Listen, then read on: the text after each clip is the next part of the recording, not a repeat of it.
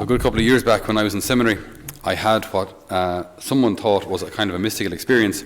I had something similar this morning, just during adoration there. So somebody came into the back of the adoration chapel, and they saw me in the front of the adoration chapel. I was doing my holy hour, and we call them a money spider. Is that what they're traditionally called, ordinarily called? So a spider that just kind of flies along, attached to a web somehow. But the spider just kind of flies across in front of you, yeah? So I was there, again, kneeling in the front row, so I wanted to kind of catch the thing so it wouldn't fly into my face, which would be rather distracting. So there I am, the front row of the adoration chapel, someone in the back, and all they see me doing is...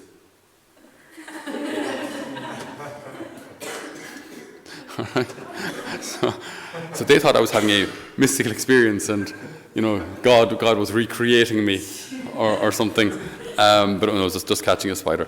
And I was talking to a lady during the week about a difficult situation that she's going through in her parish, where there is another lady on a parish pastoral council who is just absolutely, well, it's actually not true. She's on a finance committee and absolutely adamant that adoration will not continue in that particular parish after the time that she deems fit.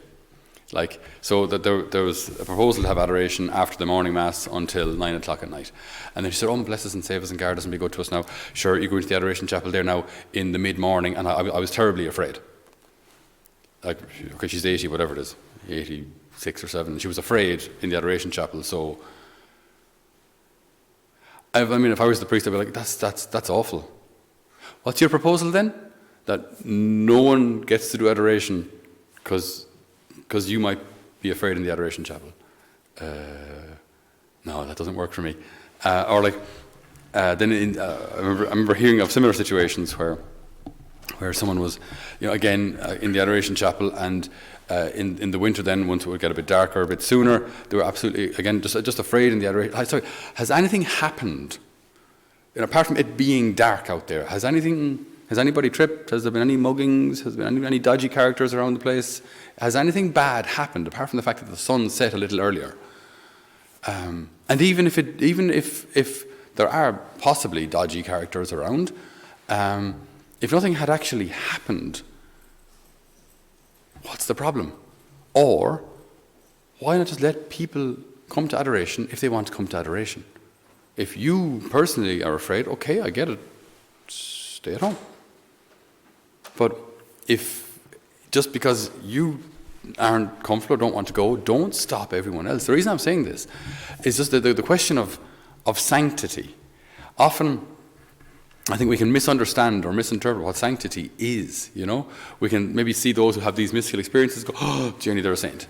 Or we can look at those who maybe go to Mass on a regular basis and say, Jenny, that they're a saint. That's not the way it works. That's not the way it works. Sanctity, there's a couple of points on sanctity. Number one, a saint in the church is someone who has lived heroic virtue. So not just they were a good person, but they lived heroic virtue, and the church believes that they're in heaven. Okay, so they've lived heroic virtue. So heroic virtue isn't necessarily public and visible and something that everyone can see. So it's not like, writing books or giving talks or being in some way famous as a Catholic apologist. That's the route to sanctity. No, living virtue. Just to live virtue. So living patience, to live forgiveness, to live prayerfulness, and most especially to live exemplary love. This is the route to sanctity.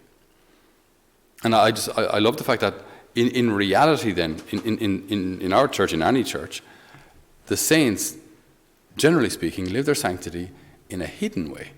So we have far more hidden saints than we're aware of. People who in the background, people who in the silence of their own homes and their own bedrooms, wherever it is, there they are praying and living sanctity without anybody even seeing it. Hidden saints. Hidden saints. I think so that there are far more hidden saints around the place than we're aware of. Thank God. But sanctity isn't just, as I say, the whatever ticking external boxes that people think or will applaud or approve of. What the Lord is calling us, each one of us today, is that kind of hidden sanctity. I heard a story during the week of some people have very interesting perspectives on things, but the story was the following: that a person was carrying their big mug of coffee, and someone backed into them and knocked their elbow and splashed their coffee, and the person was absolutely livid. Said, "I can't believe I just got absolutely destroyed, coffee all over the place, and it was roasting and I got burned." And the observer then said, "And what was the problem? I got coffee spilled all over myself." And they said, "Isn't it interesting that when we get a knock, what spills out is whatever we're full of. What spills out of us is whatever we are full of. So if I get a knock and what spills out is anger, well, maybe actually there's more anger in there than I realized. If I get a knock and what spills out is calm and prayerfulness, well then maybe that's actually what's inside. If I get a knock and what spills out is revenge, just the desire to take the head off whoever has knocked your elbow, then there definitely are issues of unforgiveness in there. So I think it's often these uncomfortable experiences, these crosses, if you want to call them that, these situations where our limit, our virtue is pushed or tried or tested. That's when we get this little knock. Then we see what's actually deep, what's actually going on inside. Not to belittle ourselves or feel bad about, but at times it's good to have a bit of a reality check. Where actually is my heart? And what needs to change? What needs to grow? What needs to be healed? What needs to be healed? Because in the situations where life is hard and we get a knock, I think what flows out is what we're full of. So, as regards the saints, when they got a knock, they reacted virtuously. St. Paul in Lystra, they stoned him and dragged him outside the town thinking he was dead. The disciples came crowding around him. Imagine, he's dead, right? And you'd see the bruises and the blood and the dust and wounds all kind of mixed up together, right? There's Paul lying on the ground. But as the crowd gathers around and looks at him, he stood up and went back into the town. That's, by the way, the town where they just stoned him.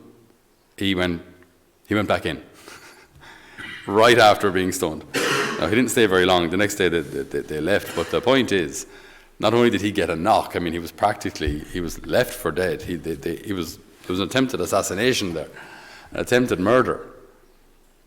And what spilled out? Well, love, forgiveness, zeal.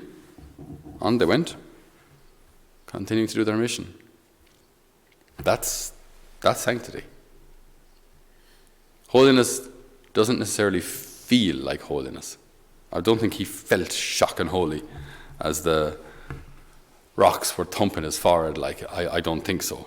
But he lived heroic virtue. And this is your call, this is my call.